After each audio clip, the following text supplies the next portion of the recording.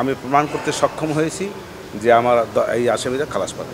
আর তো সামনে করা প্রমাণ করার কিছু নাই, যুক্তিতর্কে আমি বলতে পারবো। নির্দোষ প্রমাণ করতে পেরেছি কিনা একেবারে এক্সক্লুসিভ বলা খুব কঠিন, তবে আমি মনে করি আমার যে সাক্ষ্য প্রমাণ যুক্তিতে যে পর্যন্ত যা এসছে তাতে আমি মনে করি যে আমি প্রমাণ করতে সক্ষম হয়েছি যে আমার এই আসামিরা খালাস পাবে।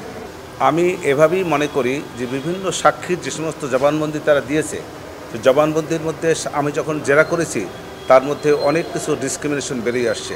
তারা যেসব কথাগুলি বলেছেন জবানবন্দিতে সে কথাগুলি সাক্ষীতে বলেন নাই, আবার সাক্ষীতে যে কথাগুলি বলেছেন সে কথাগুলি জবানবন্দিতে বলেন নাই। তাছাড়াও এই যে শেখ হাসিনার কথা যেটা বলা হয়েছে লেথাল ওয়েপন ব্যবহার করার জন্য নির্দেশ দিয়েছেন, উনি নির্দেশদাতা।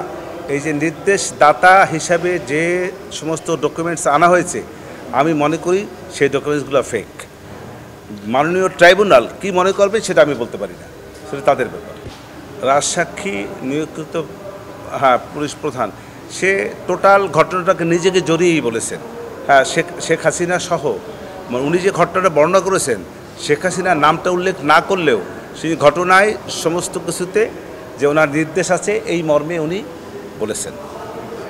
কিন্তু আমি মনে করি এই যে রাজসাক্ষী যে এই যে আব্দুল্লাহ আল মামুন উনি যে রাজসাক্ষী হিসেবে সাক্ষী দিয়েছেন এবং লার্নেড ম্যাজিস্ট্রেটের কাছে যে জবানবন্দি দিয়েছেন সেই জবানবন্দির মধ্যে ওনাকে একটি জায়গায় লার্নেড ম্যাজিস্ট্রেট একথা বলেন নাই, এই সময় এই কথাটুকুন বলেন নাই যে আপনি যদি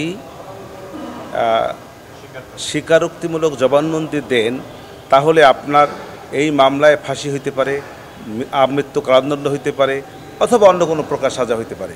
এই কথাটা ওনাকে জবানবন্দি দেওয়ার পূর্বে ওনাকে বলতে হবে, সতর্ক করতে হবে, এইটা উনি করেন নাই।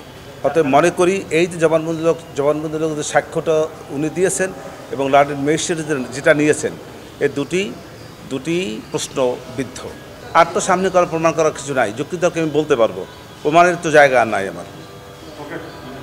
আর প্রমাণ করতে হলে পরে আমাকে ডিডাব্লিউ দিয়ে করতে হবে, কিন্তু ডিডাব্লিউ দেওয়ার আমার কোনো সুযোগ নাই। আর একথাও সত্য, ডিডাব্লিউ দিতে পারলে অনেক কিছু বেরিয়ে আসতো, ডিডাব্লিউ দিতে পারলে না, ওনারা থাকলে অনেক কিছু বেরিয়ে আসতো, ওনারা নাই দেখা অনেক কিছু মানে আমি বের করতে পারছি না।